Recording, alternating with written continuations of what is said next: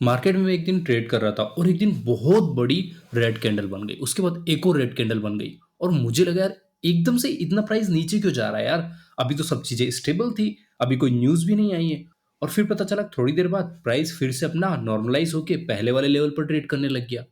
तब मुझे पता चला कि यार मार्केट में मैनिपुलेशन होता है, बट इस मैनिपुलेशन को चेक कैसे कर सकते हैं और कैसे बिफोर हैंड पता कर सकते हैं ताकि उस मैनिपुलेशन के टाइम पर हम लोग अपनी पोजीशन को स्क्वायर ऑफ ना करें और प्री मैच्योर एग्जिट ना हो और हमको पता रहे कि कब मैनिपुलेशन हो रहा है।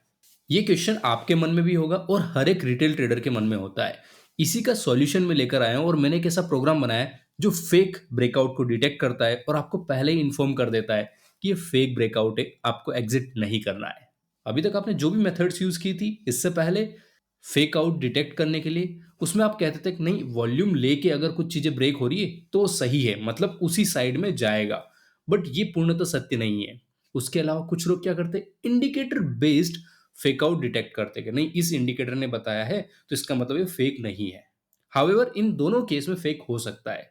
अब मैं आपको एक चीज बता देता हूँ, फेक कैंडल बनती कैसे है। फेक कैंडल इन दो कारणों से बन सकती है। पहला, तो कोई एक आदमी जो ऑर्डर पंच करते जा रहा है हायर हाई प्राइजेस पर। मान लीजिए अभी प्राइस 100 है, उसने क्या किया, एक 100 पर ऑर्डर डाल दिया, एक 100.1 पर ऑर्डर डाल दिया, 100.2 पर ऑर्डर डाल दिया। ऐसे वो हायर हाई ऑर्डर लगाता जा रहा है और ऑर्डर की क्वांटिटीज वो इतनी ज्यादा रख रहा है कि प्राइस अल्टीमेटली ऊपर मूव करता जा रहा है और जैसे उस प्राइस को हिट करने वाला होता है वो ऑर्डर को कैंसिल कर देता है। तो इस हिसाब से मैनिपुलेशन हो रहा है और प्राइस ऊपर बढ़ता जा रहा है। बट यहां पर अगर ऐसा मैनिपुलेशन है तो वॉल्यूम नहीं बढ़ रहा है, तो वॉल्यूम इसको डिटेक्ट कर पाएगा।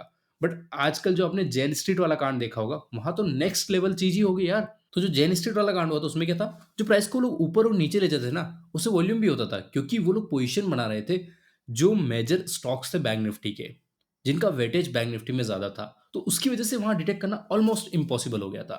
बट ये जो मेथड लेके आया ना, ये उसका भी तोड़ है। Hello and welcome back to Algo Expert. I am Pawan Patidar and I welcome you to my YouTube channel. चलिए तो मैं आपको स्क्रीन पर ले चलता हूं और दिखा देता हूं कि मेरा प्रोग्राम काम कैसे करता है और आपको फेक आउट डिटेक्ट करने में कैसे हेल्प करेगा। जो पिछली बार मैं ऑप्शन बाइंग जनरेटर बना रहा था उसी के अंदर मैंने प्रोग्राम इंटीग्रेट कर दिया है। तो आपको स्क्रीन पर कुछ इस तरीके से दिखेगा, आपको क्लिक करना है। देखो भाई, यहाँ पर आपको फाइल दिख रही है डॉट बैट और डॉट कमांड। अब देखो डॉट बैट कहाँ पर यूज होता है, विंडोज में। तो विंडोज में जो इस प्रोग्राम को रन करेगा वो रन डैशबोर्ड डॉट बैट दबाएगा, और जो लोग मैक में रन कर रहे हैं उनको ये डॉट कमांड वाली फाइल के ऊपर क्लिक करना है। जैसे आप यहाँ पर क्लिक करते हैं क्या होता है, बूम, कुछ नहीं हुआ। टर्मिनल खुला, कुछ तो ऑपरेशन हो रहा है, but what exactly is happening? Okay, something it is opening. Oh my God, screen पर कुछ दिख रहा है, करेक्ट? तो let's understand and decode how this is going to help you to understand and decode the fake out. तो यार ये जो आपको डैशबोर्ड दिख रहा है ना, ये मैंने बनाया है और ये मैंने निफ्टी के लिए बनाया है, बैंक निफ्टी के लिए बनाया है और सेंसेक्स के लिए बनाया है। ये आपको निफ्टी का दिख रहा है, मैं नीचे ले चलता हूँ ताकि आपको बैंक निफ्टी दिख सके। ये बैंक निफ्टी का है और ये सेंसेक्स का है। मैंने ड्रॉप डाउन नहीं रखा है, मैंने सारी चीज़ों को विजिबिलिटी दे दी है। मतलब एक ही चीज़ को अगर आप पेज को आप स्क्रॉल करेंगे तो आपको तीनों चार्ट मिल जाएंगे। अब इसको यूज़ कैसे करना है वो मैं आपको समझा देता हूँ और कैसे काम करता है। देखो ये 18 स्ट्रेडल डैशबोर्ड है। स्ट्रेडल का मतलब क्या होता है मैं आपको समझा देता हूँ। At the money, spot price निकालेंगे पहले तो आप अंडरलाइन से, तो स्पॉट प्राइस आ जाएगा, उसका कॉल और पुट दोनों बेच देते हैं तो उससे बनती है स्ट्रेडल और उसी को स्ट्रेडल बोलते हैं। तो स्ट्रेडल कैसे हेल्प कर सकता है, एट द मनी का अगर आप दोनों का प्रीमियम ऐड कर देंगे, कॉल का और पुट का, और उसको ट्रैक करेंगे तो आपको ये समझ में आ जाएगा कि अरे किस ओर जा रहा है। एक चीज तो क्लियर है कि एट द मनी का जो प्रीमियम रहेगा कॉल और पुट का, वो धीरे धीरे डीके होगा और जीरो होगा, करेक्ट? अब क्यों होगा, क्योंकि एक्सपायरी के दिन एट द मनी पर कॉल तो पूरा जीरो हो जाएगा और पुट में थोड़ी सी वैल्यू बचेगी, तो अल्टीमेटली इसकी वैल्यू गिरेगी, तो इसका ग्राफ गिरना चाहिए। अब स्ट्रेडल की एक इंपॉर्टेंट चीज होती है कि स्ट्रेडल का प्राइस वैसे ही बिहेव करना चाहिए जैसे आपका अंडरलाइन का प्राइस बिहेव कर रहा है। मतलब अंडरलाइन का प्राइस ऊपर जा रहा है तो उसके हिसाब से स्ट्रेडल का प्राइस भी ऊपर जाएगा। सेम परसेंटेज और सेम पॉइंट्स में ऊपर नहीं जाएगा, बट उसकी डायरेक्शन सेम रहेगी। बट जब इन दोनों की डायरेक्शन में चेंजेस आएंगे ना, तब समझ लेना कुछ खिचड़ी पक रही है। और वो खिचड़ी कैसे पकेगी वो मैं आपको समझाता हूँ।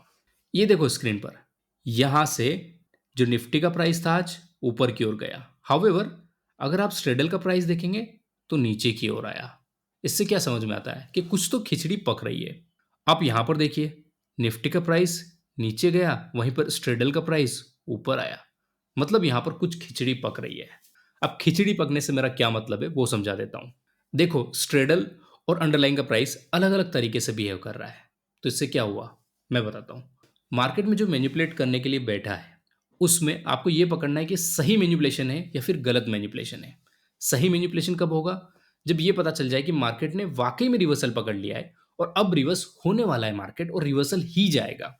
तो रिवर्सल कौन करेगा और रिवर्स क्यों लेके जाएगा? पोजिशनल बेसिस पर बोल रहा हूँ, खाली इंट्राडे के बेसिस पर नहीं बोल रहा हूँ कि अगले दिन या नेक्स्ट आने वाले दिनों में भी ट्रेंड वही रहेगा। वो लेके जाएँगे बड़े player, FII, DII, mutual fund और ये सब लोग। क्योंकि ये लोग मार्केट को मैनिपुलेट करने के लिए नहीं बैठे हैं, ये मार्केट से पैसा कमाने के लिए बैठे हैं। और जब इतने बड़े फंड पर ये लोग ऑपरेट करते हैं, तो क्या ये अपनी हेजिंग नहीं रखते होंगे, अपना इंश्योरेंस बाय नहीं करते होंगे? क्या ये नेकेड पोज़ीशन बनाते होंगे?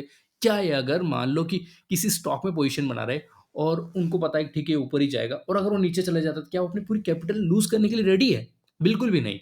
वो अपना हेज बाय करके रखते हैं, या तो पुट बाय कर लेंगे या फिर कॉल सेल कर लेंगे, ताकि उनको प्रीमियम मिलता रहे और कभी पोज़ीशन उनके अगेंस्ट भी गई, तो भी उनका पैसा बनता रहे। देखो मार्केट में ऐसा ही नहीं कि एक ही बड़ी मछली है, 10 से 15 बड़ी मछली है। मतलब कि एक आदमी कोई अगर 3,000 करोड़ का एक्सपोज़र लेके बैठा है मार्केट में और दूसरा आदमी 6,000 करोड़ का एक्सपोज़र दे सकता है मार्केट में, तो इस 3,000 करोड़ वाले को वो आसानी से घुमा सकता है। इसीलिए कितना भी बड़ा प्लेयर हो जाए, अगर वो स्टेबल और लॉन्ग टर्म के लिए मार्केट में बैठा हुआ है, तो हेजिंग लेगा ही लेगा। हेजिंग कहाँ ली जाती है भई? वो ली जाती है ऑप्शंस और फ्यूचर में। अब ऑप्शंस और फ्यूचर्स में अगर वो पोज़ीशन बनाएगा, तो वहाँ का ओपन इंटरेस्ट बढ़ेगा और वहाँ के प्राइसेज़ में कुछ चेंज होगा, करेक्ट? और वही हम डिटेक्ट करने के लिए बैठे हुए हैं स्ट्रैडल की हेल्प से, कि बड़े प्लेयर ने अगर ट्रेंड को रिवर्स करने की सोची लॉन्ग टर्म में, तो हमको यहाँ पर पता चल जाए स्ट्रैडल की हेल्प से। तो देखो भई, यहाँ पर अगर आप शॉर्ट टर्म में भी देखोगे, तो यहाँ मार्केट ऊपर की ओर जा रहा था, यहाँ नीचे की ओर जा रहा था, मैंने आपको बताया। यहाँ स्ट्रैडल ऊपर गई और निफ्टी नीचे गया। अब इसका मतलब क्या होता है पता है? समझाऊँ? जब भी ऐसा कुछ मूव आएगा ना, दोनों अपोज़िट डायरेक्शन में जाएँगे, तो ये बैड मूव है। मतलब ये रिकवर करके दोनों सिंक में आएँगे फिर से। तो यहाँ से क्या हुआ? फिर ये स्ट्रैडल का प्राइस गिरने लगा और इसका प्राइस बढ़ के फिर ये दोनों सिंक में चलने लगे। अब मैं आपको एक और सिनेरियो बता देता हूँ।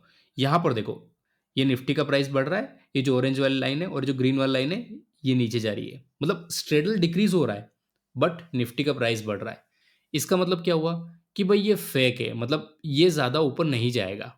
अगर ये ऊपर जाना होता ना, तो स्ट्रैडल का प्राइस भी उसी वे में बढ़ता और उसी को फ़ॉलो करता। अगर उसको फ़ॉलो नहीं कर रहा है, मतलब यहाँ से प्राइस फिर नीचे आएगा। तो यहाँ पर आप अंदाज़ा लगा सकते हैं कि यहाँ से नीचे आएगा। अब आप सब एक ही चीज़ सोच रहे होंगे कि यार ये सब चीज़ें तो मैंने देख ली, बट ये तो लाइन से कैसे पता लगाऊँगा मैं?